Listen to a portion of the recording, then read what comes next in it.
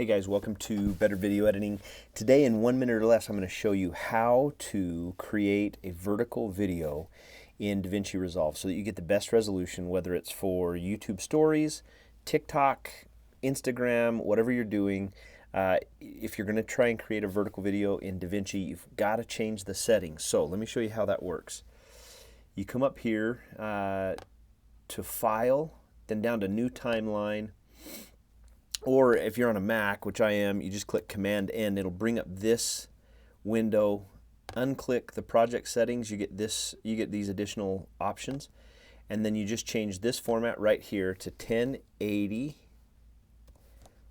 by 1920 and create. And you'll notice that now you've got a vertical video. Hey, if this video was helpful to you and you would like to see more of these short, helpful video tutorials, make sure you hit the like button and then jump over there and click the subscribe. Make sure you've got the notification set so that you get notified every time we send out a new video. Thanks for watching. I will see you in our next video.